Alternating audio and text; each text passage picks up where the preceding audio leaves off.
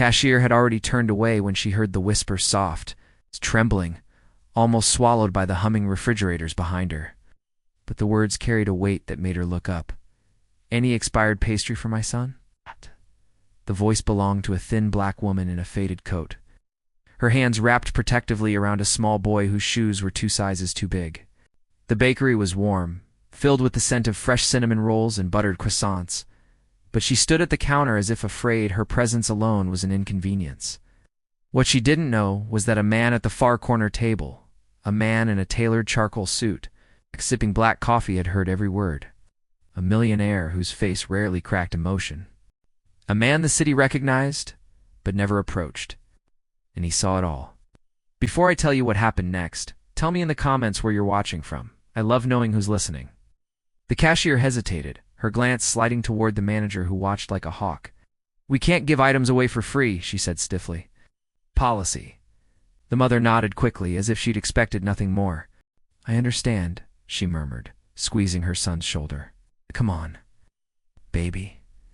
But the boy's eyes stayed fixed on the glass display, particularly on the chocolate croissant with powdered sugar dusted like snow. His lips parted just slightly with hope, and heartbreak flickered in the mother's eyes before she masked it. Across the room, the millionaire Julian Hale lowered his cup slowly. He had grown up in hunger. In rooms where the fridge was a hollow shell and expired food was a privilege. He knew that look, the quiet plea of a child who wanted to believe the world still held kindness. As the mother turned away, her chest tightening from humiliation, Julian stood. She didn't see him approach, didn't notice the way conversations softened around them, or how several customers shifted uneasily, unsure what the wealthy stranger intended. "Wait," Julian said gently. The woman froze, her son pressed into her side. She turned with cautious eyes that had learned not to trust easily. "I'm sorry," she said quickly. "I wasn't causing trouble. You were just leaving." Julian shook his head. No trouble at all. He looked at the boy first, kneeling slightly so he didn't tower. "Which one did you want?" The boy didn't answer. He only pointed shyly at the chocolate croissant. Julian smiled. "Good choice." "That's my favorite too." The mother's throat tightened. "Sir, we're fine. Really, we don't need charity."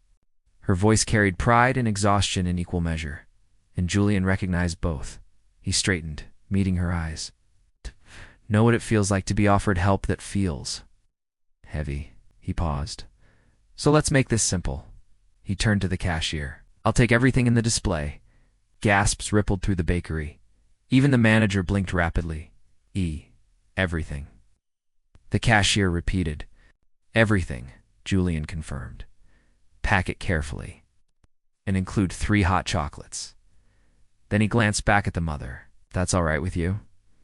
She stared at him, caught between gratitude and fear of motives. "Why are you doing this?" The question trembled through the air like a fragile leaf in a storm. Julian inhaled slowly. "Someone once did it for me," he said. "And I never forgot." The mother looked away, blinking back the sting of tears. The boy, sensing the softness of the moment, slipped forward, peeking up at Julian with shy wonder. But before kindness could settle, a voice cut sharply through the room.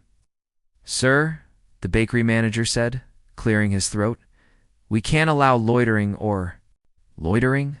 Julian repeated, turning slightly. "They're customers now?